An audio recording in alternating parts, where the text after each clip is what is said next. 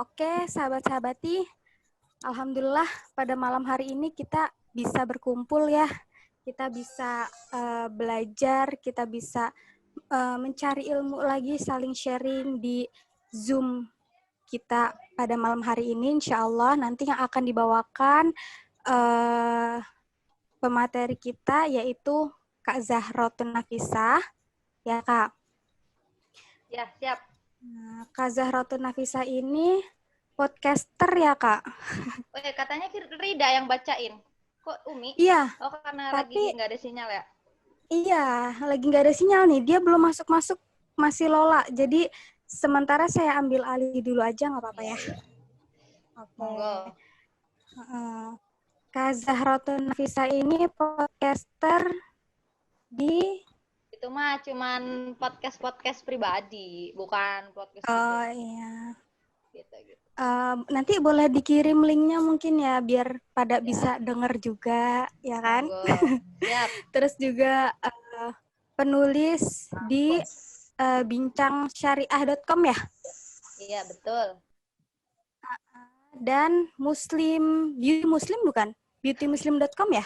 Bincang Muslimah dan gusdurian.net. Oh Beauty, gitu, saya bahas oke. apa, Mbak? Wake up. Ya pokoknya udah alhamdulillah Kak Zahro ini sudah sangat aktif di dunia kepenulisan. Masih biasa aja. Jadi pada malam hari ini kita akan sama-sama berdiskusi, saling sharing, mendengarkan tentang bedah buku pada malam hari ini, buku Perempuan di Titik Nol. Nah, nanti yang akan dibawakan oleh Kak Zahratun Nafisah. Langsung aja ya, saya persilahkan Kak Zahratun Nafisah. Waktu dan tempat, saya persilahkan. Oke. Assalamualaikum warahmatullahi wabarakatuh. Waalaikumsalam warahmatullahi wabarakatuh. Oke. Pokoknya kalau salam, mic-nya dibuka biar ketahuan. Ini muslim semua apa enggak? Enggak bercanda. Jadi malam ini saya mau diskusi tentang buku yang juga kebetulan jadi objek penelitian saya di skripsi. Ya sebenarnya ini buku yang udah banyak dibaca sama beberapa orang ya, dan ini umum lah dibaca sama kalangan akademis gitu. Nah, bukunya terjemahan oleh Amir Sutarga nih kalau buku yang bahasa Indonesianya. Kalau buku yang bahasa Arabnya ini, Imro'ah Inda Nutqati Sifr. Ini saya dikirim dari teman saya di Mesir. Nah, ini novelnya tipis. Kalau terbitan Mesir emang, saya nggak tahu ya, ini memang teman saya yang beliin, kualitasnya memang ya biasa aja gitu. Jadi dia panjang kayak buku pelajaran sekolah. Kayak buku modul gitu. Ini kalau di bahasa Arabnya cuma 94 halaman tanpa ada daftar isi. Kalau yang bahasa Indonesianya itu ada 175 halaman. Penerbitnya dari Yayasan Pustaka Obor. Kalau ini penerbitnya dari Madbuli. Oke. Jadi saya cerita sedikit. Pertama kali saya kenal sama Nawal Sadawi. Saya kenal, tapi dia nggak kenal saya. Jadi waktu itu saya ikut pelatihan wawancara di Tempo. Tempo itu gedungnya di Palmerah, Jakarta mana Selatan. Jadi Jakarta Timur kalau nggak salah. Saya waktu itu pas kita pelatihan, semua peserta dibagikan selebaran hasil wawancara salah satu wartawan Tempo bersama Nawal. Saya tuh nggak kenal waktu itu siapa. Ya termasuk saya telat kenal, itu 2 tahun yang lalu. Jadi saya kenal dia dulu pertama sebagai seorang jurnalis. Waktu itu Nawal ikut demo untuk melakukan kudeta pemerintahan Mesir, presiden Mesir yang dipegang oleh Ikhwanul Muslimin. Nah, saya termasuk orang yang bukan terlalu update sebenarnya soal perpolitikan di Mesir, yang emang perpolitikannya sering nggak stabil gitu. Kemudian dari situ saya kagum lah sama Nawal. Dia tuh udah sepuh. Sekarang aja usianya 88 tahun. Kelahiran tahun 31. Beliau tuh udah sepuh, tapi masih demo gitu ya, masih ikutan demo untuk menurunkan presiden Mesir waktu itu yang berasal dari Ikhwanul Muslimin. Oke, itu singkat cerita. Kemudian saya ketemu sama novel ini di waktu saya pergi ke Malang, ya saya baca. Ya akhirnya saya jadikan objek penelitian di skripsi. Nah, karena kebetulan Umi nanya, Zah ada buku rekomendasi nggak dari yang tentang perempuan? Nah, waktu itu saya ajuin 2. Yang kebetulan saya udah baca, itu buku Prof. Quraish Shihab yang judulnya Jilbab Pakaian Muslimah dan Perempuan di Titik Nol karya Nawal As-Sa'dawi.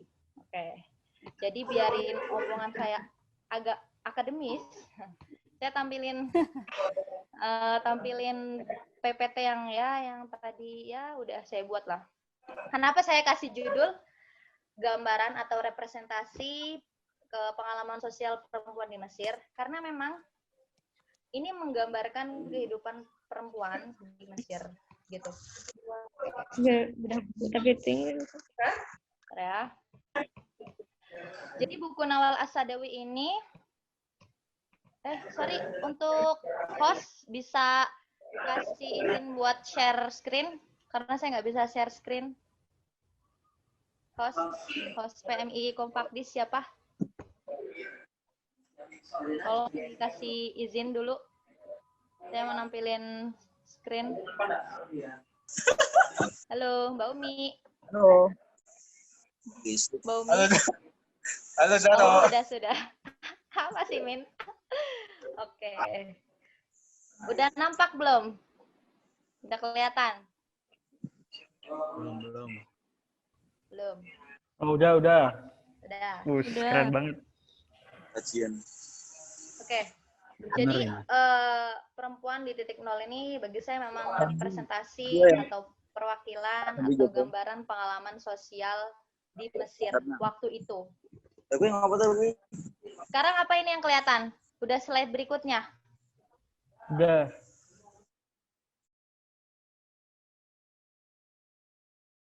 Di bahasa Arab ya, Nawal As-Sa'dawi gitu. Jadi beliau adalah novelis, jurnalis, dan dokter jiwa berkebangsaan Mesir. Jadi karir pertama Nawal itu sebagai dokter pertama. Dia memang dia lulusan Fakultas Kedokteran di Universitas Mesir di Kairo. Nah, waktu itu pertama kali memang karir beliau adalah seorang dokter. Tapi beliau sudah mulai menekuni dunia tulis-menulis sejak umur 13 tahun. 13 tahun sudah menulis, guys. Kita masih main layang-layang.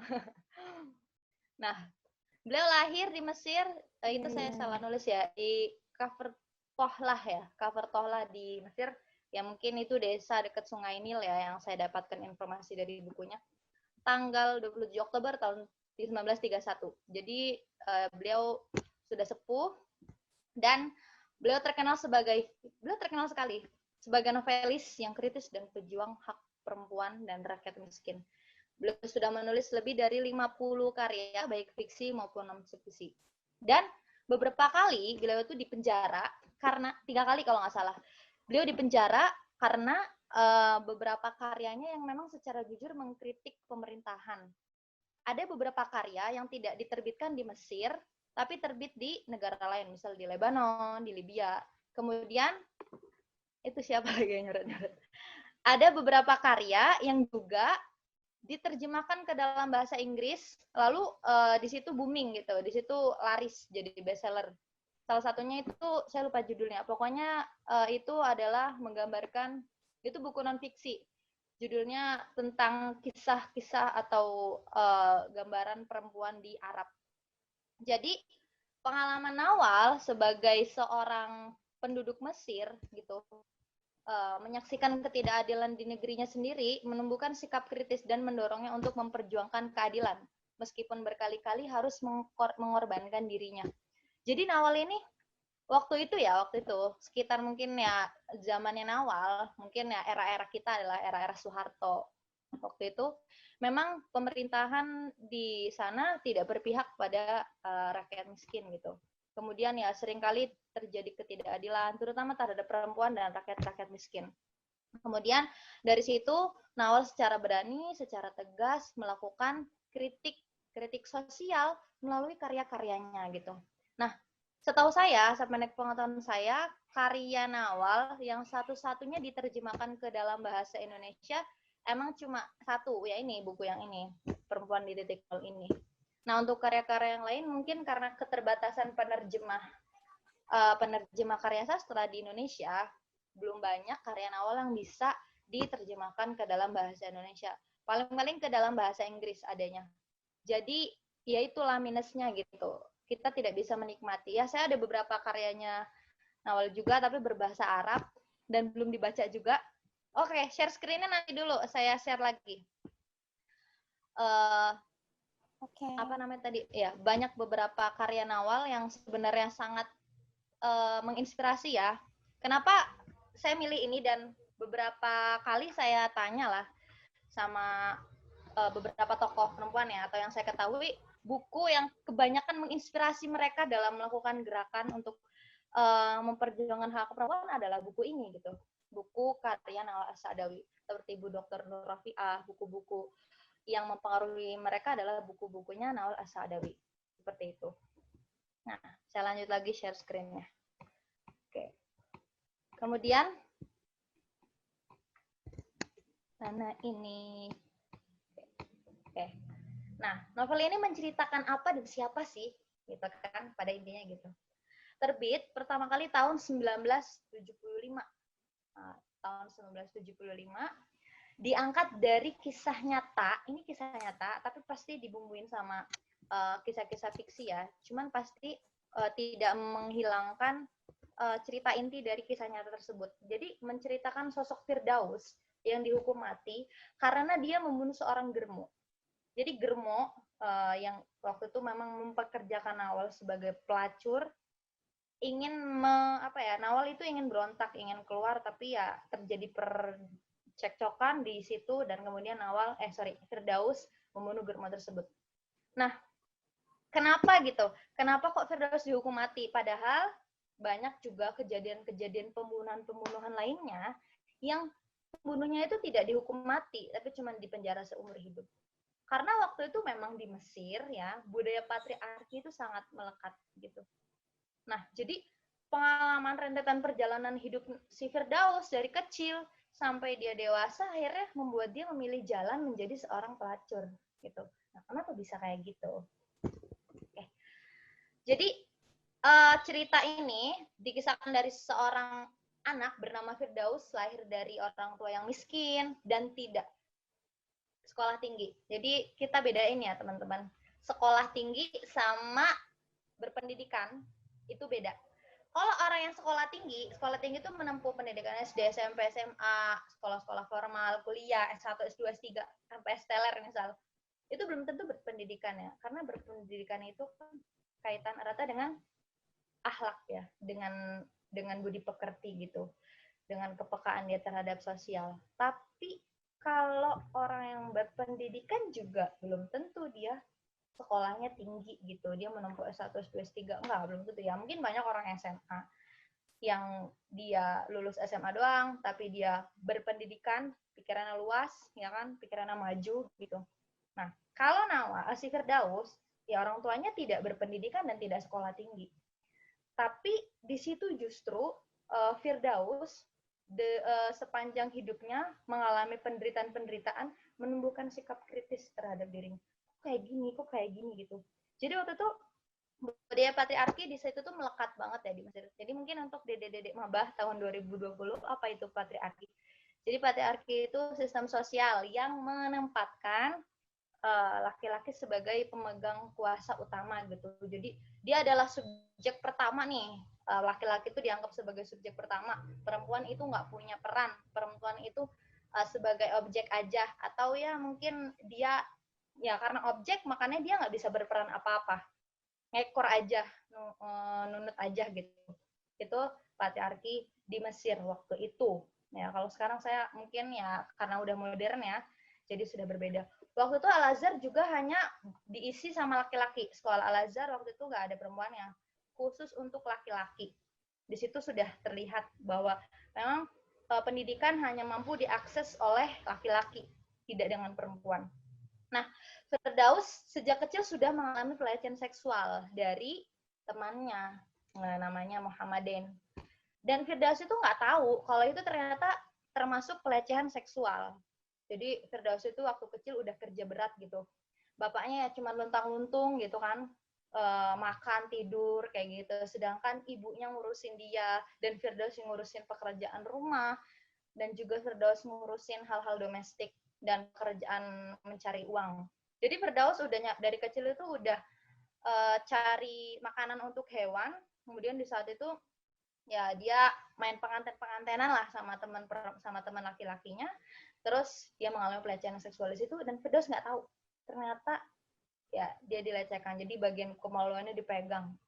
Nah, dari situ Firdaus mengalami pelecehan seksual berikutnya, yang Firdaus pas udah gede, oh ini nggak benar gitu loh, ini pelecehan. Nah, di sini nunjukin, oh ya pentingnya pendidikan seksual untuk anak-anak ya, sesuai umur lah ya. Oh, kalau ngasih tahu loh, kalau anggota tubuh kamu ini tuh nggak boleh dipegang, kayak gini gitu. Kemudian setelah Firdaus semakin beranjak dewasa, terus orang tuanya meninggal, belum dewasa, terus masih kecil, dia ikut pamannya. Nah, ternyata pamannya juga melakukan pelecehan seksual terhadap Firdaus. Waktu itu padahal pamannya itu sekolah di Al-Azhar gitu. Firdaus sangat mengagumi pamannya karena pamannya adalah orang yang sekolah tinggi gitu, orang yang punya kesempatan untuk belajar. Sedangkan Firdaus pengen tapi nggak bisa. Tapi waktu itu akhirnya Firdaus masuk sekolah tidak iya. Dia hidup bersama pamannya karena Firdaus itu udah biasa ngurusin hal-hal domestik. Jadi dia sebelum berangkat sekolah dia ngurusin urusan rumah, terus dia berangkat sekolah. Begitu terus sampai ya dia pernah mengalami pelecehan seksual, tapi Firdaus nggak bisa nolak gitu, nggak bisa ngelawan karena banyak hal yang mungkin karena dia tenaganya nggak lebih kuat dari pamannya, kedua karena dia ngikut pamannya, kalau berontak pun Firdaus nggak tahu mau ikut siapa waktu itu kan. Lalu setelah itu omnya pamannya Firdaus menikah dengan anak dari gurunya. Dari situ Firdaus semakin terasingkan, semakin tidak punya tempat untuk berlindung. Akhirnya atas bujukan istri dari pamannya, Firdaus dipindahkan ke asrama sekolah. Nah, Firdaus di situ makin merasa, oh ternyata memang masjid tidak bisa, dan masyarakat laki-lakinya gitu, tidak bisa melindungi perempuan gitu. Jadi waktu di asrama memang khusus putri doang waktu itu. Tapi penjagaannya ketat banget dan memang pengawasnya waktu itu laki-laki. Saya nggak tahu kalau ini fiksi atau enggak ya bagian situnya. Tapi mungkin intinya ya dia pernah diasramakan. Dan Firdaus termasuk orang yang giat belajar, dia senang baca buku-buku sejarah, senang baca buku-buku sastra. Di situ Firdaus merasa merdeka. Dia cinta banget sama sekolah, sama ilmu pengetahuan, sama teman-temannya. Singkat cerita, Firdaus selesai di MTS, yang mutawasithah itu berarti SMP ya. Lulus, pulang ke rumah, nah disitulah istri pamannya bilang, ya Firdaus, masa kita mau nyekolahin Firdaus terus gitu, kata istri dari pamannya. Sedangkan kebutuhan makin naik segala macam. Ya, mungkin itu alasan. Lalu si Firdaus akhirnya atas usulan istri dari pamannya, dia dinikahkan dengan paman dari istri pamannya. Ya, paman dari istri pamannya, ngerti ya maksudnya. Jadi istri dari pamannya Firdaus ini punya paman lagi. Jadi berarti kalau bahasa itunya ya ngerti lah ya, pamannya dari istrinya itu ngerti. Itu ya, usianya 50 tahun ke atas. Kemudian Firdaus dinikahkan dengan lelaki tua itu dengan harapan kehidupan dia terjamin, dengan harapan ya kehidupan keluarga dari pamannya nggak keganggu lagi. Tapi ternyata Firdaus tidak mendapatkan hal yang hak didapatkan oleh seorang istri, tapi Firdaus justru mengalami kekerasan dalam rumah tangga. Ya bayangin aja, anak remaja, jadi di sini menunjukkan ada pernikahan dini di Mesir waktu itu. Anak remaja dinikahkan, mungkin ya kalau dia terbit tahun 75 dan Firdaus waktu itu udah usia 20-an, mungkin itu kisahnya terjadi sekitar tahun 30-an atau 40-an gitu. Lalu Firdaus akhirnya dinikahkan dengan pamannya tersebut, mengalami kekerasan, dan dia pulang ke rumah pamannya ngadu gitu. Saya mengalami kekerasan gini-gini. Tapi pamannya bilang, ya itu hal yang wajar. Seorang suami wajar memukul istrinya. Begitupun saya yang biasa memukul istri saya. Firdaus, orang yang kritis, orang yang berpendidikan, juga heran, masa iya sih Islam mengajarkan hal demikian? Padahal kan Islam mengajarkan kasih sayang, Islam mengajarkan saling menghargai. Tapi kenapa itu tidak dipraktikkan oleh orang-orang yang nampaknya berpenampilan agamis gitu? Ngerti kan? Jadi mungkin teman-teman menyadari gitu, banyak orang yang penampilannya, ya kita menilai yang apa yang ada di hadapan kita itu kan bukan untuk melakukan penilaian atau menjustifikasi semata, tapi untuk dijadikan pelajaran. Oh, kalau itu nggak benar, diri kita jangan kayak gitu.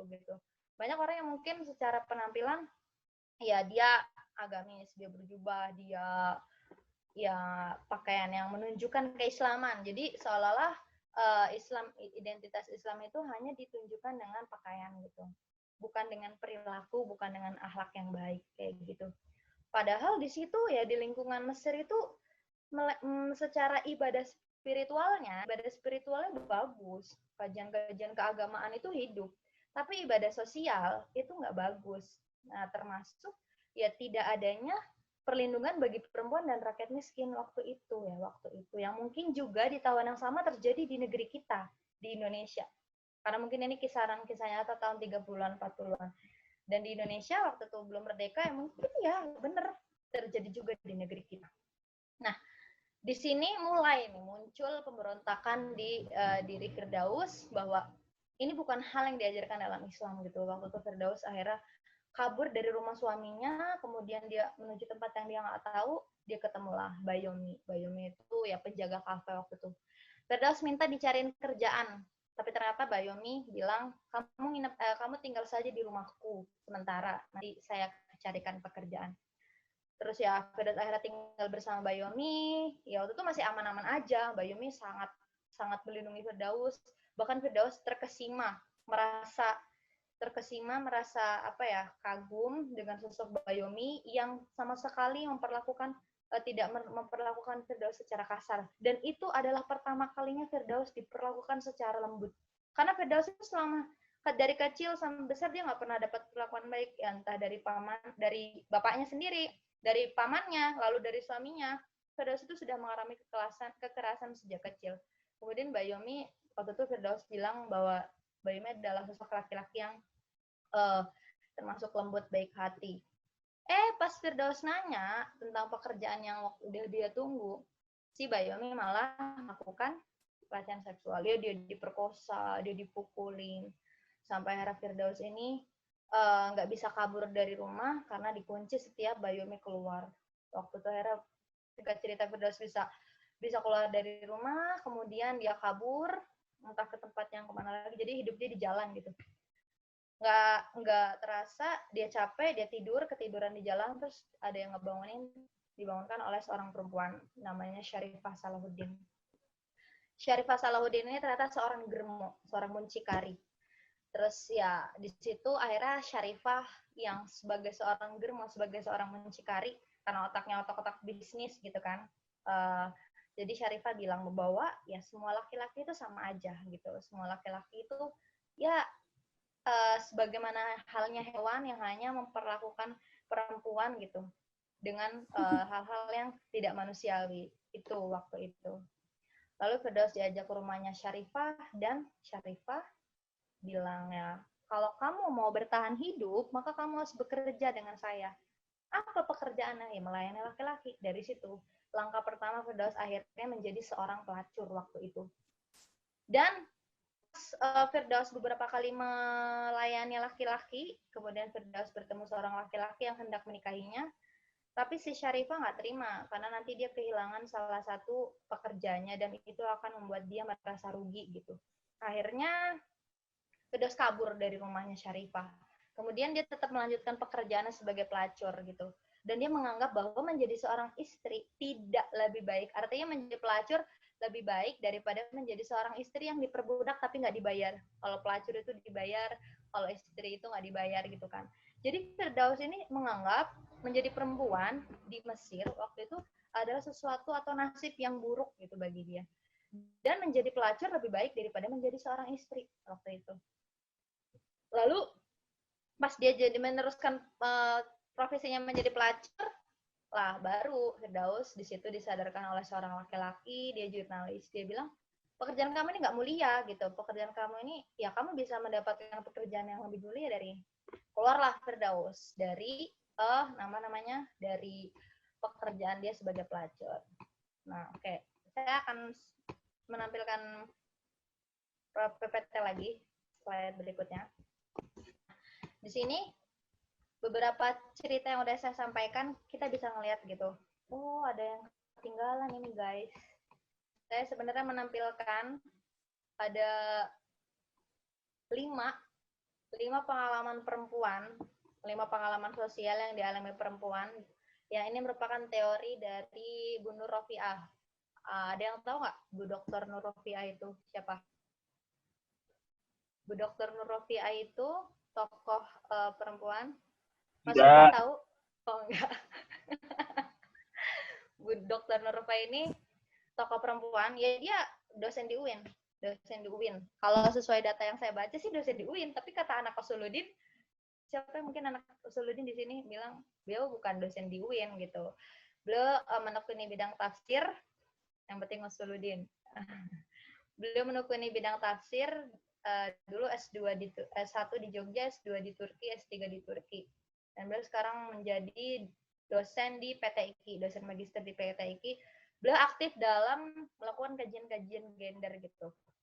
Nah, beliau merumuskan ada 5 pengalaman sosial perempuan. Ini sekolah gender ya, saya kemarin ikut sekolah kajian Islam, kajian gender Islam yang diadakan oleh beliau. Kemarin saya mau ngajak teman-teman Kopri, tapi kelupaan, akhirnya saya cuma ngajak beberapa teman waktu itu. Oke, mungkin next bulan-bulan berikutnya kalau ada kajian, saya ajak teman-teman.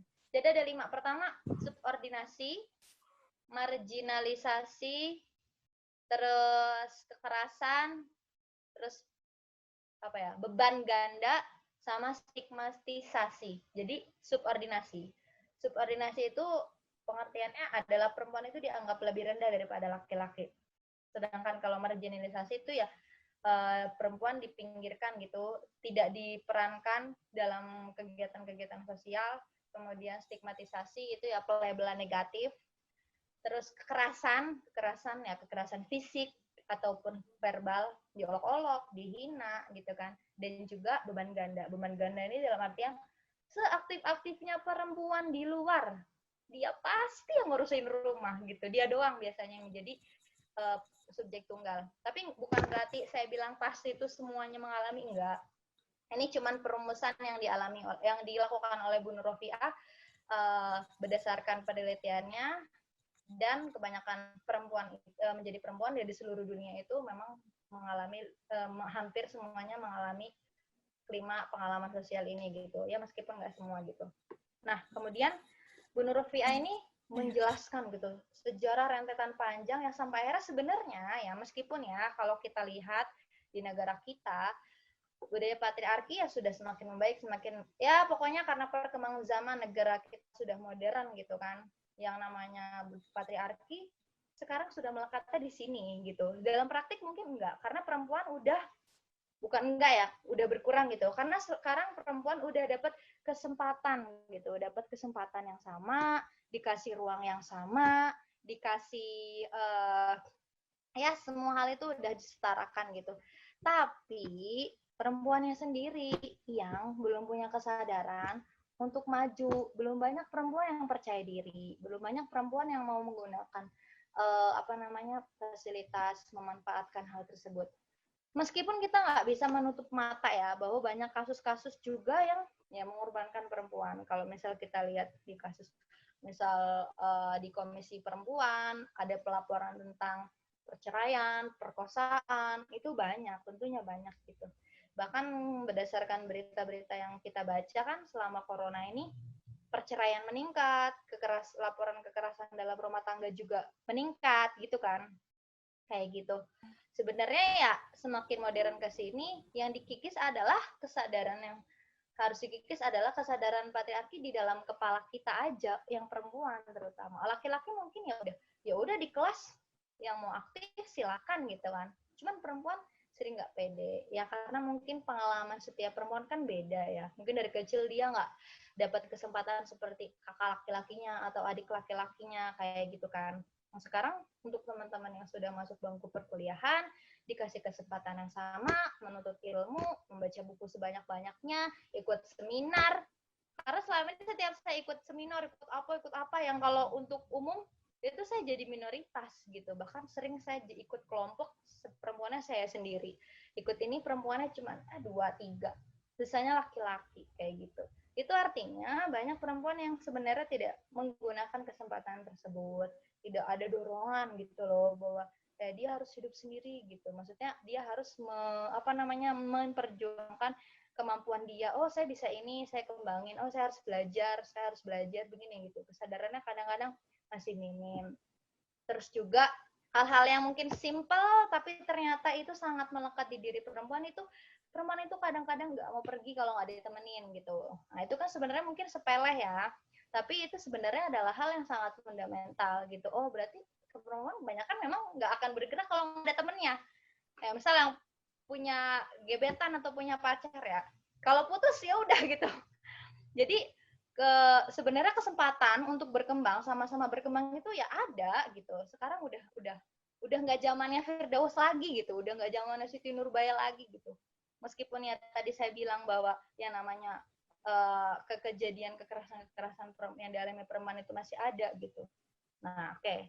Lanjut lagi cerita dari Firdaus tadi. Setelah Firdaus akhirnya menjadi seorang sekretaris di sebuah perusahaan, kemudian di situ karena Firdaus adalah seorang cerdas dan kritis, dia masuk ke kayak semacam kelompok yang turut memperjuangkan hak-hak pekerja gitu, hak-hak pekerja. Lalu di situ dia bertemu dengan seorang yang namanya Ibrahim. Ibrahim itu digambarkan sebagai orang yang revolusioner gitu, yang sama-sama punya visi gitu untuk memperjuangkan hak-hak pekerja di pabrik tersebut, di perusahaan. Ya walaupun Firdaus tinggalnya nggak seenak di tempatnya dulu, dia tinggal di rumah yang sempit, dia desak-desakan dengan penumpang lain di mobil, tapi Firdaus cinta sama pekerjaannya, meskipun bayarannya nggak sebesar waktu dia jadi pelacur, dia cinta sama pekerjaannya karena dia merasa memperjuangkan dirinya dan orang lain, nggak cuma memperjuangkan dirinya aja, nggak kayak waktu dia jadi pelacur. Jadi jiwa sosialnya sebenarnya tinggi gitu, simpati dia kepada orang lain sebenarnya bagus. Nah, waktu itu singkat cerita karena dia dikecewakan oleh Ibrahim, ya dia sempat menjalin hubungan kekasih dengan Ibrahim. Singkat cerita Firdaus merasa patah sepatah-patahnya ya. Orang patah hati itu kadang-kadang merasa dia menjadi manusia yang paling menderita gitu. Padahal ya semua akan mengalami hal demikian kan gitu. Di situ Firdaus menjadi orang yang patah hati sepatah-patahnya karena dikhianati oleh Ibrahim. Karena waktu itu mereka udah jalin komunikasi, jalin hubungan asmara, tapi Ibrahim ternyata menikah dengan anak dari direktur perusahaannya. Langsung si Firdaus itu punya trauma besar dan bikin kesimpulan, oh udah lelaki itu sama aja gitu kan. Perempuan kalau sakit hati kan gitu, udah lelaki itu sama aja gitu. Laki-laki juga kalau lagi sakit hati kan, oh udah perempuan sama aja gitu. Jadi melakukan justifikasi, melakukan pelabelan negatif, generalisasi negatif gitu. Firdaus merasa sakit hati. Tapi kan tentu kesimpulan Firdaus yang dilahirkan dari Firdaus itu sebenarnya bukan cuma terjadi karena dia punya pengalaman dengan Ibrahim, tapi juga terjadi karena rentetan pengalaman dia yang panjang, yang dari dia kecil sampai dia kemudian dewasa dan menjadi seorang pelacur, itu yang akhirnya melahirkan pemikiran seperti itu gitu. Nah di sini menunjukkan gitu pengalaman Firdaus ini sebenarnya pasti nggak hanya dialami oleh Firdaus aja waktu tahun mungkin 30-40-an, tapi juga dialami oleh perempuan-perempuan yang lainnya seperti itu. Sampai akhirnya setelah patah hati dia memutuskan lagi untuk menjadi seorang pelacur. Dia menjadi seorang pelacur dengan bayaran termahal di Mesir waktu itu. Nah di sini yang menjadi cerita seru menurut saya. Jadi waktu Firdaus menjadi seorang pelacur di Mesir dengan bayaran termahal, Firdaus itu punya kayak semacam ya orang dalam dari tim jurnalis yang bikin berita-berita baik tentang dirinya. Kemudian dia juga punya kenalan dokter yang kalau misal ada dia hamil bisa digugurin. Kemudian dia juga punya kenalan hakim yang kalau misal dia kena kasus dia bisa bayar hakim itu dengan gampang gitu. Dan saya mikir, oh kalau di Mesir kayak gitu mungkin di Indonesia kayak gitu. Banyak tokoh-tokoh publik yang mungkin sebenarnya juga ya memanfaatkan keuangan gitu untuk ya menaikkan pamor dia sebagai tokoh publik gitu. Padahal sebenarnya ya banyaklah kejadian atau hal-hal atau fakta-fakta yang sebenarnya tidak terungkap gitu. Lalu pas Firdaus sudah terkenal, ada seorang germo yang bernama, nggak disebutin namanya, itu ingin mempekerjakan dia, artinya kalau kamu nggak ikut saya, kamu nanti saya bunuh gitu. Firdaus mulai terancam gitu.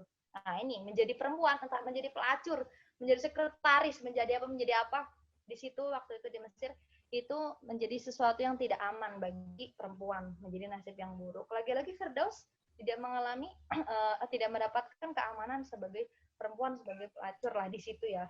Si Germo itu ngajak Firdaus dengan paksa, kemudian karena ternyata Germo itu punya kenalan lebih luas gitu, punya kenalan hakim lebih banyak, punya kenalan dokter lebih banyak, punya kenalan jurnalis lebih banyak, dan Firdaus nggak bisa nolak, oke saya kerja sama kamu. Tapi ternyata Firdaus dapat bayaran yang nggak lebih banyak daripada apa yang harus dia dapatkan. Sampai akhirnya Firdaus merasa ingin keluar. Nah disitulah pas dia mau kabur gitu kan, pas dia mau kabur dari situ, kemudian si Germo itu menghalangi Firdaus dan membawa pisau gitu. Tapi Firdaus berhasil merebut pisau tersebut dan Germo itu dibunuh, ditusuk berkali-kali gitu. Itu mungkin cerita pembunuhannya kayak yang viral di TikTok apa di Instagram itulah, yang cewek cantik membunuh ibunya gitu. Nah di situ Firdaus ngerasa, kenapa dulu saya nggak lakuin ini gitu, kenapa saya nggak ngelakuin ini dari dulu kepada paman saya, kepada teman laki-laki saya, kepada Ibrahim, kepada orang-orang yang selama ini menyakiti saya gitu. Jadi karena ini kan saya mengkaji ini di skripsi pakai teori psikologi, di sini seperti ada emosi terpendam yang dipendam sama diri Firdaus, dan dia tahan karena dia nggak mungkin melakukan pembunuhan gitu ya kepada laki-laki. Akhirnya dia tahan, giliran dia ngebunuh si Germo ini berkali-kali dia tusuk ya. Itu mungkin lahir dari trauma dan pengalaman dia dari kecil yang udah disakiti laki-laki berkali-kali. Pas dia udah numpahin emosinya, dia bisa menusuk si Germo itu berkali-kali sampai mati. Tapi waktu itu ceritanya belum selesai. Si Firdaus kabur dari kejadian itu, kemudian dia masih bekerja sebagai pelacur. Terus pas dia melayani satu orang laki-laki, dia bilang, kalau kamu percaya nggak aku pembunuh gitu? Kok bisa perempuan kayak kamu membunuh gitu? Iya, aku habis membunuh seorang Germo bernama ini. Langsung di situ di tempat kejadian Firdaus ditangkap dan dijatuhi hukuman mati. Tapi Firdaus diminta, kalau Firdaus mau mengirim surat kepada pemerintah untuk diringankan hukumannya, maka pemerintah akan meringankan hukuman tersebut. Tapi Firdaus nggak mau. Firdaus bilang, ya saya nggak salah gitu. Apa yang saya lakukan benar.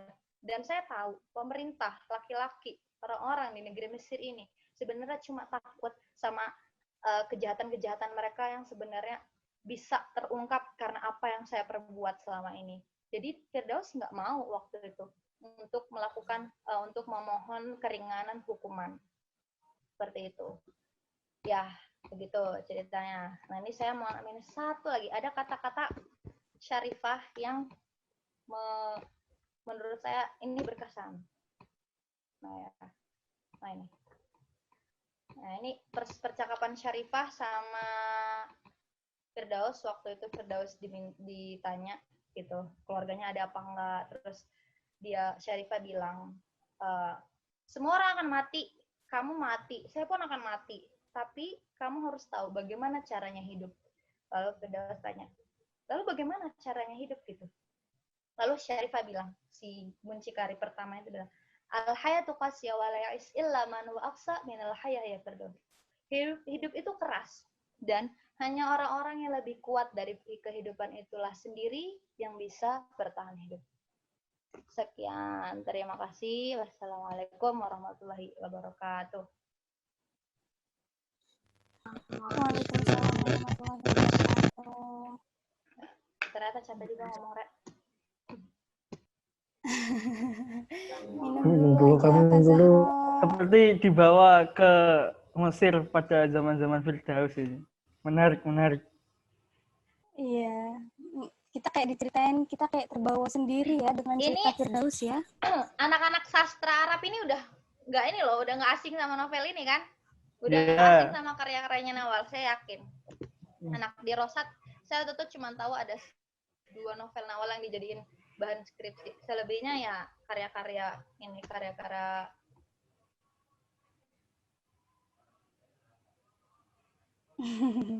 Oke. Setelah ini kita sesi diskusi ya. Kita tanya jawab aja ya, diskusi aja. dengan Kak Zahro. Ya, oke. Oke, langsung aja. Ada yang mau tanya? Ada yang mau nambahin? Ya, Silakan nambahin, langsung. mau cerita. Misal itu ada nih ada yang nanya di ini nih. Ada yang nanya di Boleh. Di kolom chat ya? di kolom chat. Enaknya langsung di ini aja sih. Langsung diomongin aja kali ya? Langsung Kak Azza ya? Iya, Azza. Yaudah. Kak Azza langsung aja diomongin sama Kak Zahra, nggak usah pakai chat gitu. Ya Azza, nggak apa-apa deh, dia udah nulis panjang Kaumi. Dan nulis ya, oke. Mungkin menurut buku ini, menjadi pelacur itu lebih baik daripada menjadi seorang istri yang diperbudak. Tapi bagaimana pandangan Anda, Rek, terhadap pelacur yang hanya dibayar murah 20.000? Oh, ada ya? Atau 50.000 hanya untuk melakukan hubungan tersebut. Secara aspek kesehatan, karena mereka termasuk kelas bawah, nggak ada pilihan lain selain bekerja seperti itu. Apalagi jika mereka tidak tahu bagaimana cara menjaga kesehatan reproduksi. Untuk hidup saja susah, apalagi cari ilmu jamis meskipun dalam... dia nanya pandanganku terhadap pelacur yang hanya dia bayar murah. Sebenarnya ya kita nggak bisa ya membenarkan pekerjaan menjadi seorang pelacur itu. Kita nggak bisa, sama sekali tidak bisa gitu kan. Tapi ya bagaimana ya, keadilan itu tidak bisa terwujud secara hakiki di dunia gitu, hanya terwujud di surga. Maksudnya gini, kalau dia nanya apa pandangan saya terhadap pelacur yang hanya dibayar murah hanya untuk melakukan hubungan tersebut, itu saya ditanya sebagai apa dan dari kacamata apa. Ya tentu dia mau jadi pelacur dibayar mahal, dibayar murah, itu bukan sesuatu yang dibenarkan. Artinya di sini apa? Harus ada peran pemerintah untuk mewujudkan kesejahteraan ekonomi gitu. Sebenarnya mah ya pemerintah nggak cuma pemerintah pusat, presiden atau apa, gubernur, terus bupati segala macam, itu ya memang harus punya peran. Seperti yang diceritakan dalam novel ini kan menunjukkan bahwa pemerintah tidak memberi perlindungan gitu kepada rakyatnya, tidak memberikan kesejahteraan kepada rakyatnya. Jadi akhirnya ya muncullah Firdaus sebagai seorang pelacur. Ya kalau ditanya dibayar murah terus menurutku gimana ya, yang namanya jadi pelacur itu udah salah gitu. Ya begitulah. Ya sok mungkin next Baumi. Yang mau tanya langsung aja. Ya, Aku kakak. ada yang mau nanya lagi? Menambahin. Oke, silakan. Aku maba kakak. Oh maba, mana? Aku maba, aku diam. Paling. Mana sih? Maba kakak. Mana sih? Dibuka videonya dong. Ya, Nia Seca ya? Gak bisa. Buka. Siapa? Gak bisa buka kakak, lagi gak pakai kerudung. Bukan ya? Lagi nggak pakai kerudung, kamu cowok kok. Iya, siapa? Oke, langsung lanjut. Ya. Oh, si Jul. Iya. Mau nambah. Iya, Jul. Iya, monggo sip. Cukup menarik ya. Tadi menggambarkan tentang kehidupan. Ibarat ada yang dititik beratkan ketika ada orang yang berpakaian Islami, kemudian hidup di kalangan Islami, tapi tetap mendiskriminasikan perempuan ya. Mungkin kalau pemateri terinspirasi sama Bu Rofia, kalau saya terinspirasi sama satu lagi, Dr. Fakihudin Abdul Qadir. Oh iya, Fakihudin, Mubadalah ya. Ya, Qiraah Mubadalah sama Buya Husain. Nah, di situ dijelaskan, kalau mungkin lebih ke juga merembet yang lainnya. Kenapa sih ada sebagian tafsir keagamaan yang seolah-olah mendeskripsikan perempuan gitu? Apa sih sebabnya gitu? Mungkin kita temukan di fikih, misalkan nikah itu adalah suatu akad untuk menikmati perempuan. Kan itu seolah-olah kayak perempuan itu hanya barang gitu. Iya. Nah, itu salah satu penyebabnya munculnya tafsir seperti itu. Yang pertama, di Quran sendiri maupun hadis sendiri, ayat-ayatnya itu domirnya itu laki. Jadi apa ya? Jadi bias gitu. Ini mana yang buat laki, mana yang buat cewek. Nah, gitu. Misalkan contohnya itu ketika masalah keperempuanan, masalah kepemimpinan perempuanan. Ketika itu kan teksnya seperti itu, ar-rijalu qawwamuna 'alan nisa, akhirnya apa? Tafsirnya bias. Akhirnya ditafsirkan bahwa perempuan itu nggak bisa pemimpin. Seperti itu. Itu salah satu yang pertama. Kenapa muncul tafsiran seperti itu? Yang karena ada sebagian teks di Quran dan hadis yang sekiranya muncul tafsirnya bias. Yang kedua, kenapa bisa muncul tafsiran yang seolah-olah merendahkan perempuan? Karena tadi, yaitu tokoh-tokoh keagamaan didominasi sama laki-laki. Ya. Tokoh-tokoh keagama didominasi laki-laki. Dan terkadang juga laki-laki, pola pikirnya juga, ya kita tidak bisa menafikan di antara ulama juga masih ada yang ya ada mendiskreditkan perempuan. Akhirnya muncullah tafsir seperti itu. Contoh lagi tafsir yang mendiskreditkan perempuan itu terkait penciptaan Siti Hawa. Nah, ketika itu akhirnya di Imam Tobari atau Imam siapa itu menafsirkan bahwa Siti Hawa itu terbuat dari tulang rusuknya Nabi Adam, sehingga muncul tafsiran bahwa oh perempuan itu lebih rendah daripada laki-laki karena Siti Hawa terbuat dari itu. Padahal kan ada tafsiran rujukan yang lain yang ternyata ya tidak mendiskreditkan perempuan. Itu salah satu alasan muncul tafsiran agama yang sekiranya mendiskreditkan perempuan seperti itu. Ya itu aja sih tambahannya. Kasih Kak Jul. Berarti memang ya itu tadi budaya patriarki itu lahir dari rentetan sejarah yang panjang gitu, bahkan dari konteks teks keagamaan itu menunjukkan seperti itu. Dan yang menurut saya memang pintu ijtihad ya belum ditutup gitu. Kalau nanti lahir lagi ulama-ulama baru gitu, lahir lagi ulama-ulama perempuan. Itu ulama perempuan banyak, tapi memang karena akibat budaya patriarki tersebut tidak dinaikkan gitu kisah-kisah tentang ulama perempuan. Meskipun tidak lebih banyak daripada ulama laki-laki. Ya, bismillah lah gitu. Kita bareng-bareng kita belajar bareng-bareng. Gitu. Monggo temannya yang lain. Mau nambahin kayak Kak Jul tadi, Dede.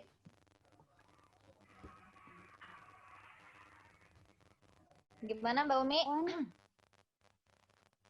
Aslam mau nanya, Aslam mau bilang, mau menyampaikan hal-hal. Ya, oh izin pertama, kenapa sih pada chat? Kamu ngetik lebih lama loh daripada ngomong. Ya, saya bilang, Kak izin bertanya, bagaimana tanggapan kakak jika seorang menjadi pemimpin dalam satu organisasi, tetapi saat perempuan mengambil keputusan ada saja tetapi laki yang meremehkan itu tidak mau dijadikan pemimpin. Oke. Ini pasti pengalaman pribadi ya. Ya, bagaimana kalau ada laki-laki yang nggak setuju kalau perempuan jadi pemimpin ya, tapi laki-lakinya juga nggak mau jadi pemimpin. Ya itu budaya patriarki masih ada gitu. Ya sebenarnya kamu sebagai misal nih kamu di situ ya sebagai teman dari pemimpin kamu, pemimpin perempuan atau kamu sendiri ya kamu sama-sama teman-teman perempuan kamu yang lainnya itu saling menguatkan gitu, saling mengedukasi teman-teman yang cowok. Jadi kesalahan kadang-kadang hal yang salah adalah yang belajar soal gender itu cuma perempuan gitu, laki-laki nggak belajar juga, jadi mereka nggak tahu sebenarnya gitu apa sih yang namanya kesetaraan gender itu gitu. Jadi harusnya laki-laki dan perempuan sama-sama belajar, kita sama-sama maju. Oh iya, kalau misal perempuan jadi pemimpin, ya saya nggak boleh ngeremehin, saya nggak boleh menganggap pendapat dia ini tidak lebih baik daripada pemikiran saya gitu. Harusnya sih ya seperti itu. Izin, menurut kakak hikmah apa yang dapat diambil dari novel itu? Hikmahnya silakan diambil sendiri. Nanti kamu bisa baca sendiri. Kalau mau pinjam boleh, kalau mau beli ya beli aja lah. Saya alumni SIG. Begitu. Kak Zaro mau nanya nih. Aduh, jangan nanya dong, Bil. Lam, langsung nambahin lah. Jangan. Saya kalau novel ini Perempuan di Titik Nol nih dikategorikan sebagai aliran sastra apa? Apakah realis, sosialis, atau Al-Madrus Al-Klasikiyah atau yang lain gitu? Dan kenapa Kak Zahro nih mengkajinya dari perspektif psikologi? Padahal banyak perspektif yang bisa digali seperti linguistik dan ilmu logoh yang lain, diakronik, sinkronik kan banyak tuh. Kenapa kok dari psikologinya kan tanda tanya? Dirosat kok psikologi, wah terbaik. Terima kasih. Nggak terbaik. Ya, makasih pertanyaan. Nggak terbaik, selama umat aku juga sebenarnya. Ya, kalau soal aliran sastra mungkin kamu lebih paham ya, ini termasuk surrealis atau apa gitu ya, teori-teori yang macam itu. Tapi ini kan karena dia masuk di era abad 20 pasti modern dong, dan ditulis oleh penulis modern. Orang baru kelahiran 31, usianya ya sekarang 1088 gitu. Artinya kan penulis modern masuknya, udah masuk ke abad 20. Nah, kemudian kenapa saya milih teori psikologi, psikoanalisis punya Freud? Sebenarnya saya jatuh cinta sama Firdaus di sini. Saya salut sama Firdaus, meskipun dia memilih jalan yang salah sebagai seorang pelacur, tapi dia punya jiwa yang kuat, jiwa yang kritis gitu. Jiwa yang sebenarnya dia ingin membela dirinya dan perempuan-perempuan lain. Di akhir keputusannya kan dia nggak mau untuk minta keringanan dari pemerintah, karena ya biarin orang-orang tahu gitu bahwa banyak kejahatan yang sebenarnya akhirnya mengorbankan perempuan di Mesir waktu itu. Teori psikoanalisis menurut saya buat anak sastra ini nggak asing sih, karena memang dipakai untuk membedah beberapa novel, tapi membedah tokohnya. Jadi teori Freud ini kan pakai teori kepribadian yang ada 3, teori id, ego, dan superego ya. Saya nggak mungkin jelasin di sini. Jadi kenapa saya ngambil teori psikoanalisis, karena yang saya ingin gali adalah karakter Firdaus.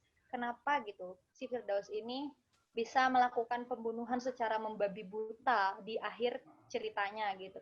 Oh, ternyata lahir dari pengalaman-pengalaman trauma-traumatik dia waktu kecil dan sampai dewasa. Begitu. Ya, kasih Islam sudah bertanya. Monggo yang lain. Bagaimana? Ya, menurut saya ngalir aja sih, nggak usah terlalu resmi-resmi banget gitu. Kayak tadi Kak Jul ada yang nambah tentang perspektif mubadalah dari Kiai Fakih juga. Itu kan bagus tuh gitu. Artinya kita juga punya bahan bacaan atau pengetahuan yang lain yang bisa kita share di sini. Gitu. Kak, izin bertanya. Oh, iya. Siapa tadi? Ada 2. Siapa? Monggo. Siapa duluan? Ya, monggo yang cewek. Ladies first buat saya. Iya Kak, saya Maba. Nama saya Oh, Naila. Maba. Naila, assalamualaikum. Naila nggak pakai kerudung? Itu Kak, HP-nya kentang jadi nggak ada kamera depan. Oh, Mau Kak, iya. Oh, kamera ya. belakang aja. Oh, ya udah, senyamannya kamu, nggak apa-apa. Ya Kak, mau tanya. Ya. Kalau LGBT itu termasuk pelecehan seksual nggak Kak? Aduh, LGBT ya. Kalau saya tidak mau mendalami soal LGBT Ya. ya. Iya, tapi ya Misal boleh lah. Di lingkungan kita ada kayak gitu. Tapi kalau LGBT biasanya kan mau sama mau gitu ya Kak? Mau sama mau gitu kan. Nah kalau salah satunya itu mau, tapi satunya lagi itu terpaksa mau karena nggak tahu, karena kurang pengetahuan tentang seksual atau gimana gitu. Kan namanya kayak gitu terpaksa ya. Berarti salah satunya ada yang ya gitulah, berarti itu pelecehan seksual atau enggak? Sebelum saya jawab, menurut kamu pelecehan atau bukan? Sepertinya sih iya. Sepertinya iya. Ya, udah jelas gitu. Kalau misal cara kita buat mengingatkan dia atau enggak merangkul dia itu gimana Kak? Ya, tentu butuh proses yang panjang ya untuk menghadapi hal ini gitu lah. LGBT kan menuai pro dan kontra gitu.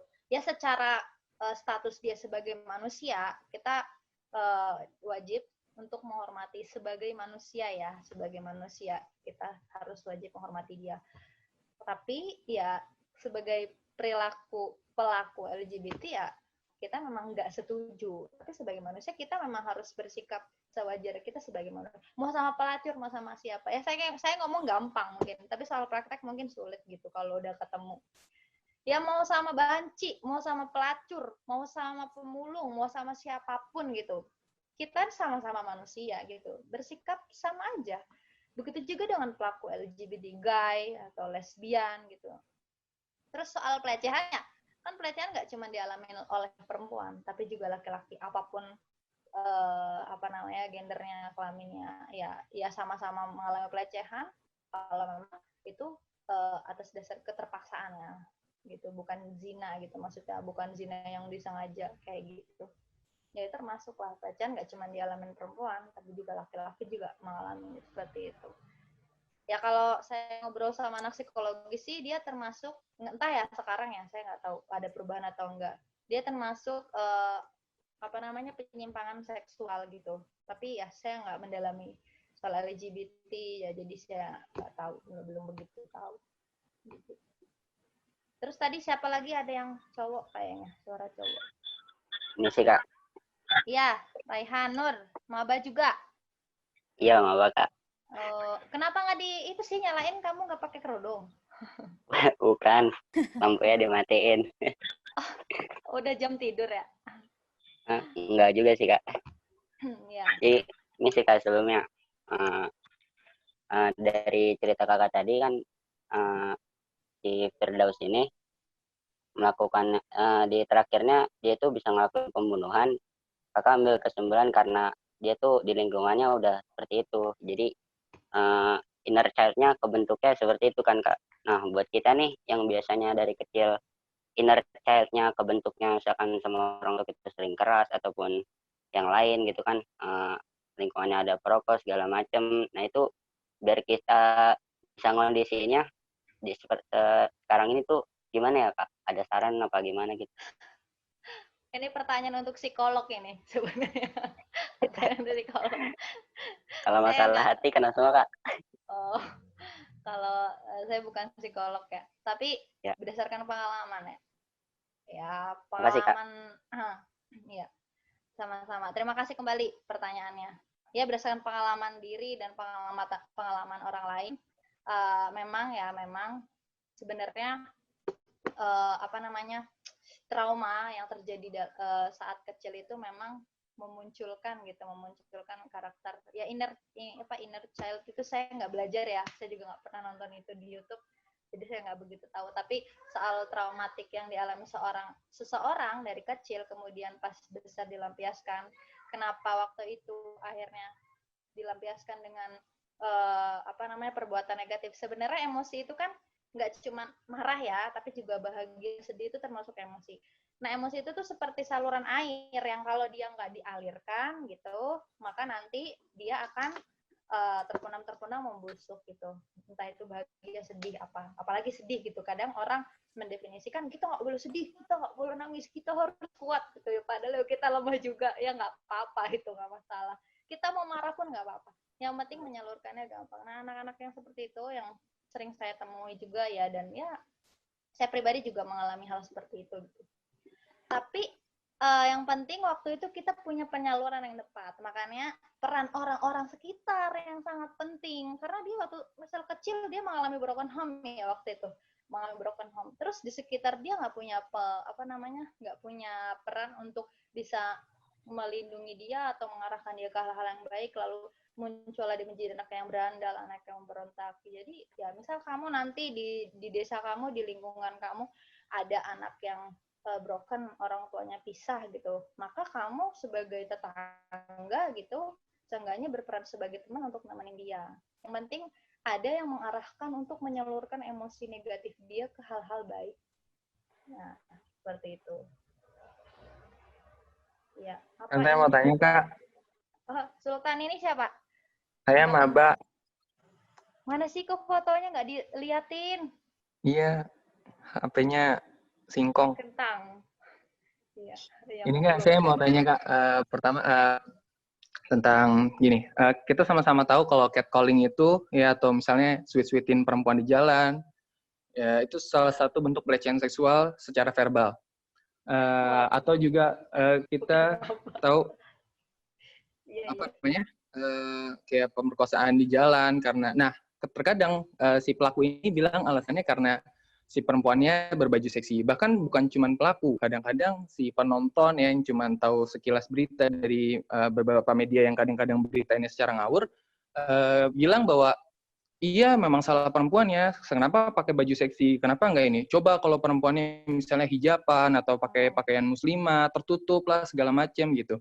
Pasti dia nggak bakal nggak bakal dilecehin, nggak bakal disuit-suitin di jalan atau sebagainya macamnya. Nah, menurut kakak sendiri bagaimana? Apakah itu salah dari perempuannya karena memilih baju yang bikin mungkin dia memilih baju itu karena dia confidence-nya di situ, dia punya kepercayaan diri di situ.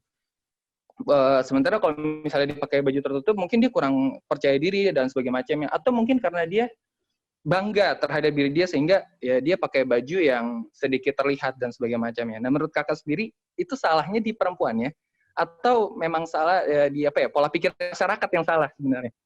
Seperti itu. Terima kasih sebelumnya. Iya. Berat ini pertanyaannya. Oke, makasih Sultan udah bertanya. Mungkin kalau dari pengalaman saya, waktu itu pernah ikut beberapa kali festival seni bersama penyintas kekerasan seksual yang terjadi di beberapa tempat seperti pesantren, seperti tempat-tempat umum, dan juga di situ ditampilkan pakaian-pakaian korban pelecehan seksual, korban-korban pemerkosaan, ternyata pakaiannya nggak seksi gitu. Pakaian mereka, walaupun misal ada yang nggak berhijab, pakaiannya biasa, pakaiannya sopan gitu. Atau mungkin ternyata kalau ada perempuan yang pakaiannya seksi lalu diperkosa, kemudian nanti masyarakat menyalahkan perempuan yang pakaiannya seksi. Lah yang nggak seksi aja diperkosa juga gitu kan. Tapi waktu saya ikut kajian gender soal ayat Al-Quran yang memerintahkan laki-laki untuk wudul basor, nah ayat itu yang nggak dimunculkan di publik. Cuman ayat tentang hijab, perempuan diminta untuk memakai hijab yang padahal juga jilbab, jalabib gitu, tafsirnya banyak gitu, batasan tentang jilbab tidak termasuk ayat yang diperjelas. Oh, batasan jilbab itu gini. Apakah jilbab yang kayak saya? Apakah jilbab yang diselempangin? Apakah jilbab yang besar? Itu juga nggak ada yang jelas. Itu ayat tentang ghadul basor. Nah, soal ghadul basor juga, makna basor ini bukan makna uyun, penglihatan mata yang secara zahir, tapi basor itu ada di sini, di hati. Kalau misal kamu nonton, ngeliat ada cewek cantik lewat, tapi kamu ya nggak nunduk-nunduk banget, ya biasa aja karena kelihatan gitu, tapi kamu nggak tergoda, ya berarti kamu sudah ghadul basor, karena kamu menjaga hati kamu, menjaga mati hati kamu untuk tidak tergoda dan melakukan perbuatan yang dilarang agama. Jadi mungkin Sultan sebenarnya sudah tahu jawabannya gitu, bahwa pemerkosaan apapun yang dipakai oleh si korban itu tetap salah. Perempuan diminta untuk menjaga diri, laki-laki juga diminta untuk menahan pandangan. Jadi kan kita saling gitu, ketersalingan. Gak cuman perempuan harus tutup pakai auratnya, sedangkan batasan aurat juga ikhtilaf gitu kan. Kalau nanti teman-teman baca bukunya Quraish Shihab yang jilbab pakaian muslimah gitu. Terus tapi laki-lakinya tentang ayat ghadul basar ini enggak dimunculkan. Nah, itu yang sebenarnya selama ini salah. Artinya ya dua-duanya harus saling. Ya kalau misal soal pakaian, ya sudahlah. Pakaian itu, soal aurat itu enggak selesai sampai sekarang kalau kita perdebatkan terus. Gitu. Gitu, Sultan. Nah, gimana Sultan? Mungkin kamu masih Iya Kak, udah cukup jawabannya. Udah cukup. Termasuk dari yang tadi ayat tentang ghadul basar itu memang jawaban yang saya cari juga gitu. Maksudnya nggak mungkin agama cuman bersebelah, itu menurut saya memang nggak mungkin. Gitu. Sehingga terima kasih atas jawaban dari Kak Zahro. Ya, bukan jawaban saya sih, jawaban guru-guru saya. Iya. Assalamualaikum Kak. Mau nanya Kak. Oh iya. Ya sehat. Oh ya, teman-teman ini kenalin teman saya dari Malang, dia anak PMI Malang, sekretaris BMU. Aduh, saya sebutin terus, saya bangga ini sama teman saya soalnya. Bisa aja. Ada apa Mbak Nia? Maaf ya, nggak nyalain kamera. Nah, nggak apa-apa Mbak Nia. Soalnya lagi problem kameranya. Oh iya, oke. Sok. Oh iya, saya mau bertanya nih. Apanya sih Kak? Mengaca dari novelnya yang tadi yang sudah dibahas kan membahas tentang budaya patriarki ya. Di Indonesia kan sudah sangat kental. Terus menurut kakak ini sendiri, kapan sih atau di poin apa, peristiwa apa yang benar-benar membuka mata Kak Zahro ini tentang budaya patriarki? Jadi kayak maksudnya, oh iya, perempuan di Indonesia tuh perlu di-improve, perlu dikasih tahu tentang hal-hal tentang patriarki dan segala macam. Jadi menurut kakak di poin apa atau di peristiwa apa? Terus untuk Kak Zahro sendiri, apa sih yang bisa dilakukan dari diri sendiri untuk memulai tentang aware atau peka tentang hal-hal masalah pelecehan, masalah RUU PKS yang ternyata gagal dan segala macam. Ya, itu aja deh. Ya. Terima kasih Mbak Nia. Ya. Oke, saya jawab tapi agak personal ya jawabannya. Jadi berangkat dari pengalaman pribadi. Jadi ibu saya itu nikah di umur 15 tahun dan melahirkan saya di umur 16. Waktu saya baru bisa jalan, bapak saya itu pergi 8 tahun, terus rujuk, tapi cerai 2 kali. Artinya ibu saya berangkat dari pengalaman pribadi, yaitu ibu saya yang pertama sekolahnya nggak selesai, padahal kakak-kakaknya itu sekolah sampai tinggi, bahkan mondok pesantren semua. Ibu saya doang. Jadi ibu saya pernah bersaudara laki-laki semua, kecuali dia sama kakaknya. Berarti udah saya berdua itu perempuan, 4 laki-laki. Semua dapat akses pendidikan yang bagus, yang tinggi, tinggal di pesantren. Tapi ibu saya enggak. Ibu saya nikah di umur 15 tahun, kemudian waktu saya masih kecil ditinggal, terus ya nikah lagi, terus cerai lagi. Jadi ibu saya nikah 2 kali. Dari situ saya menyadari gitu bahwa tekanan psikologi dia tuh nggak bagus gitu ya. Makanya waktu saya ditanya siapa tadi, Raihan, tentang inner child, itu saya mengalami itu. Jadi waktu itu, ini maaf ya kalau misal agak personal, sorry banget, karena tadi kebetulan dapat pertanyaan seperti itu, yang mungkin di antara kalian juga ada yang pernah ngalamin. Jadi waktu itu kenapa saya juga pernah mengalami semacam ya ingin memberontak gitu. Jadi ya karena ibu saya nikah muda, terus ya ibu saya nikah muda, terus akhirnya dia merasa masa mudanya hilang, jadi dia orangnya keras secara fisik dan verbal, ngomongnya kasar gitulah intinya, terus suka mukul juga. Nah saya juga dulu sempat punya karakter yang gak mau mukul. Mungkin teman-teman juga kadang-kadang saya refleks mukul teman begini kan, refleks itu sebenarnya lahir ya dari situ. Nah itu pertama ya kan. Sebenarnya lahir dari situ ya. Saya pernah dipukul sampai mungkin terluka ya pernah. Itu lahir dari pengalaman pribadi saya. Sampai akhirnya saya punya kesenjangan lah sama ibu saya, sampai akhirnya bapak saya meninggal, terus saya balik lagi ke ibu saya. Oke. Nah itu yang membuat saya ingin berjuang. Nah kemudian ada kemudian dari pengalaman itu saya ketemu, nggak ketahui mungkin kebetulan ya, saya ketemu sama beberapa perempuan yang mengalami hal yang sama gitu, yang misal dia cerai, kemudian dia diceraikan oleh suaminya, kemudian dia hidupnya terlantar, apa segala macam. Perempuan-perempuan yang mengalami pengalaman sosial yang 5 tadi yang saya sebutin tadi di awal gitu. Saya kebetulan ketemu, akhirnya saya mikir, bahwa yang namanya jadi perempuan itu ya nggak boleh merasa terbatas gitu, hanya karena kehidupan dia yang terbatas, yang membatasi dia, yang tadi Syarifah bilang kehidupan itu keras, dan hanya orang-orang yang lebih keras dari hidup itu sendiri yang bisa hidup. Syarifah Salahuddin kan bilang seperti itu. Jadi menurut saya itu pengalaman yang saya dapat dari keluarga sendiri. Kemudian yang kedua, apa yang langkah? Sebenarnya saya dulu pernah punya karakter misoginis. Misoginis itu artinya benci sama kaum perempuan sendiri. Jadi saya tuh sebel gitu sama teman. Kenapa sih teman-teman perempuan gue kok di kelas nggak aktif? Jadi waktu awal-awal saya masuk kuliah itu ini kenapa yang nanya ini, yang nanya cowok lagi, yang perempuan paling ya beberapa. Abis pulang pulang kuliah, nyari temen diskusi itu susah banget. Saya biasa ke Jakarta sendirian buat ikut kelas-kelas gratis, ikut kelas-kelas menulis gratis sendirian, bahkan kadang diledekin, woi sendirian aja lu jawab lu apa gitu. Saya bodo amat gitu. Tapi di situ yang sebenarnya menjadi minusnya perempuan gitu. Udah dapet akses, tapi dia nggak belajar gitu loh. Sekarang ikutin ikutin seminar sebanyak-banyaknya, baca buku sebanyak-banyaknya, akses itu udah terbuka selebar-lebarnya buat para perempuan. Dan kalau kamu nanti di sekitar menemukan tentang pengalaman-pengalaman perempuan yang mendapat nasib buruk, ya tolonglah kalau kamu bisa melakukan sesuatu, lakukan. Dan sekarang era digital ya, era disrupsi yang semua udah pindah ke gadget ya, ke HP, walaupun HP kamu ada yang kentang, ada yang wortel, ada yang ubi lah misal gitu.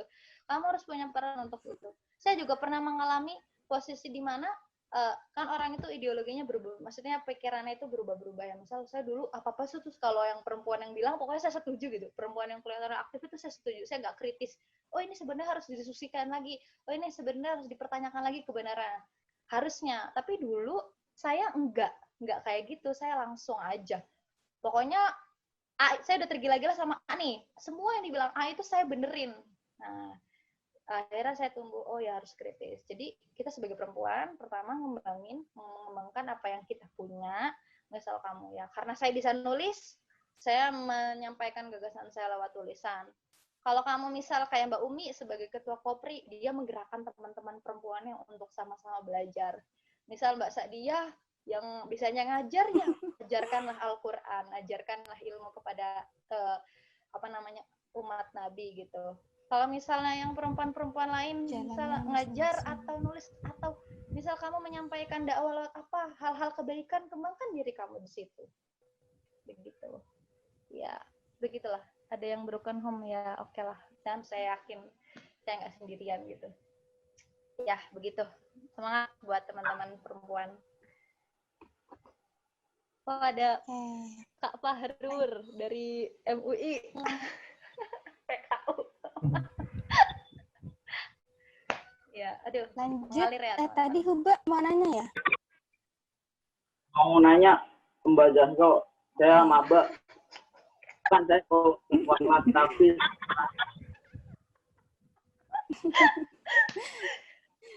Sok maba ini kamu. Apa?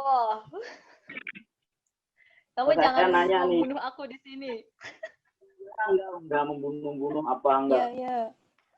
Enggak bercanda. Saya artikel di NU Online 2004 tentang siapa?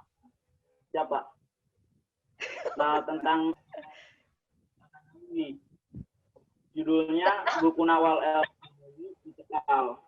Nah, di situ Mbak Jasko udah pernah baca belum? Iya, udah. Udah kan? Nah, dari tadi saya tuh agak saya kan kita di Rosat gitu loh. Ya aduh, putus, Mbak. Maaf ini kalau ada teman-teman fakultas lain gitu. Jelas ini jelas nggak? Nggak, ayo udah jelas. Apa tadi pertanyaannya? Pakai wifi Darsut sih. Nah. Weh. Iya, gimana? Kan awal El Sadawi. Ya, lanjut. Ditanyakan sama Azhar gitu. Karena ya emang tadi seperti yang dijelaskan bawa-bawa Azhar gitu loh dalam novelnya ini. Iya. Nah, menurut kalau hati saya tuh nggak nyampe gitu, maksudnya pusat modernisasi Islam ini bagian dari apa yang dikatakan Bazar kalau balik gitu kan, awal El Sadawi gitu. Iya, betul. Saya nggak nyampe hati kalau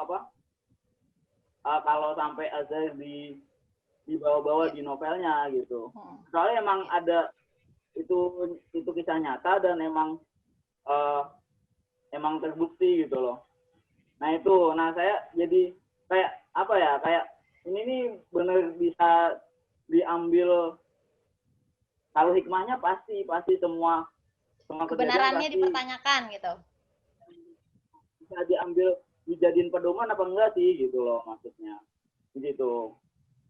Terus yang kedua apa ya tadi ya soal pakaian, saya mau agak sedikit berpendapat gitu. Saya mengiyakan ya pakaian itu enggak masalah dia mau berjilbab atau enggak berjilbab, kalau sekarang tuh pasti dilecehin. Bahkan beberapa tuh kalau ada yang main Twitter di sini tuh Twitter tuh pusat, wah nanti kalau saya buka di sini jadi tahu kalau pada main Twitter semua ya. Di Twitter itu banyak kayak pelecehan gitu, emang sengaja gitu. Jadi artis-artis video-video yang kayak gitu itu tuh sengaja dipakein niqab, pakein cadar kayak gitu. Jadi emang apa ya, bukan masalah pakaian tapi emang kayak negara kita nggak siap menghadapi globalisasi yang sedemikian rupa gitu. Mungkin dulu kalau zamannya Pak Harto malah dilarang kan pakai jilbab. Ibu saya aja pas SMP nggak pakai jilbab, biasa aja. Nah, tapi dulu belum ada internet, belum ada pokoknya yang dari luar tuh belum masuk ke Indonesia gitu. Jadi bukan apa ya, bukan salah laki-laki, bukan salah perempuan, ya emang begini adanya gitu. Menurut saya begitu. Terima kasih. Wallahul muwaffiq. Kok jadi saya gitu. Ya gitu aja.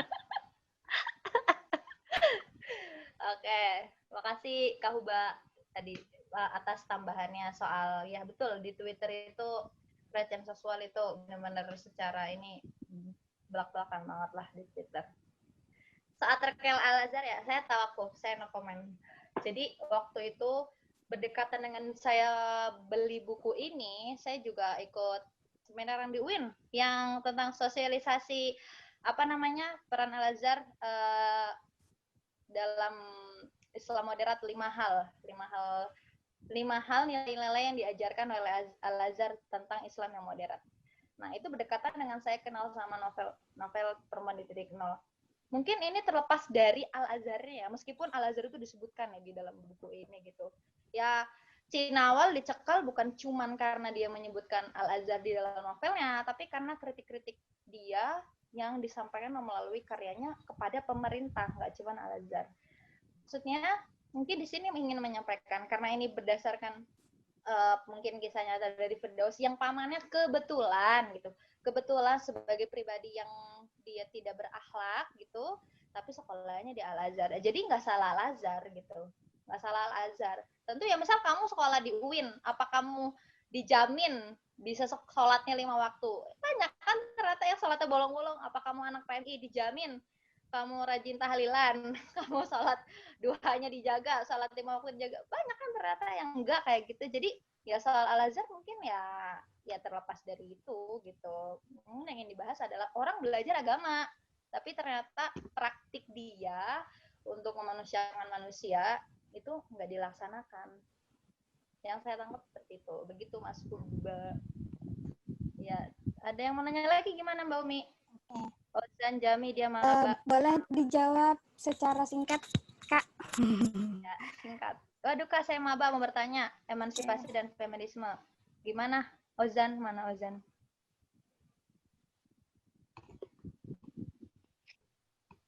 Iya, mana Ozan? Mau nanya apa?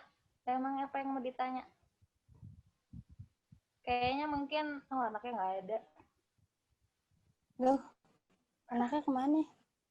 Tahu. On apa off kali. Dia juga belum jelas nanyanya apa. Ya mungkin nanti di kajian berikutnya lah. Gitu. Siap. Kalau nggak chat personal aja ya? Ya, monggo. Nanti. Ya. Oke, berarti mungkin ada kalimat terakhir dari Kak Zahro yang mau disampaikan sebelum mungkin ditutup. Ya, berarti bisa enggak kan? Bisa enggak kan? Kalau bilangnya mungkin, ya berarti saya enggak mau. Iya. Saya bilang enggak. Nggak ada, nggak perlu kepanjangan. Iya. Nggak usah ya berarti ya. Oke Oke deh. Antusiasnya teman-teman. Semangat buat teman-teman gitu aja, terutama yang perempuan. Ya, sama-sama. Oke. Alhamdulillah sudah selesai ya kita hari ini webinar bedah buku Perempuan di Titik Nol. Menarik sekali dari tadi. Banyak yang mau nanya juga. Oke, ini selanjutnya ada penyerahan sertifikat Kak Zahro. Saya ngambilnya gimana nih? Ini Begini, nanti makanya. akan dikirim secara pribadi. Nah, oke. Ya, Terima kasih Kak Zahro ya, untuk malam ini sangat berkesan. Kemudian saya mau sedikit menyampaikan kalimat terakhir dari saya sendiri, yaitu sekarang bukan Firdaus, bersyukur dan mari manfaatkan hari-harimu untuk bergerak dan berinovasi secara bebas. Kita hilangkan budaya patriarki, kemenangan murni karena kompetisi. Oke. Jangan lupa abis ini screenshot ya. Host, nyalain kameranya ya. kerudung dihidupin kameranya semua. Ada yang nggak pakai kerudung kayaknya. Biar enak gitu. Nyalain kameranya. Biar saling kenal juga ya. Oke. Semuanya nyalain kameranya. Dihitung ya. Belum semuanya belum. Iya belum semuanya. Belum ya. Oke. Nggak usah pakai bedak dulu ya. Ayo. Ini masih belum ada nyalain kamera nih. Tunggu dulu ya. Oke. Bentar ya. Masih ada yang proses nyalain kamera. Oke. Gondrong. Udah ya. Oke, udah ya. Bentar dah. Gue juga nyalain juga dah. Iya, Kak. Efek corona, Kak. Mbak Putri. Hasbi. Oke. Kak Fikri, Ari. Banyak yang belum. Oke, sebentar. Nih, siapa sih ngechat? Ya, ayo. Hitung ya, host. Ya, 1. Masih ada nyalain lagi. Oke, udah ya. 1, 2, 3. Bentar. Gini dulu. Malu ah. Ubah nggak boleh kayak gitu. Oke, yang sebelahnya. Nggak tahu yang sebelah ini kita masuk mana sebenarnya. Udah gaya aja terus semua. Oke. Iya, pokoknya gaya aja. 1, 2, 3. Oke. Makasih ya. Oke. Kok kamu Jangan kalem lupa. banget sih, Jul? Biasanya kasar. Hah? Habis kuliah capek. Iya. Jangan lupa sahabat-sahabati untuk follow Instagram kopri_komfakdis. Oh iya, terus juga kalau yang main IG-nya Spotify. Kak Zahro juga. Oh, iya. Ya, boleh IG cari ya, lanjut. Enggak, di podcast ngobrolin buku. Ya, silakan teman-teman cari di Spotify. Collab dong. Siap, ayo.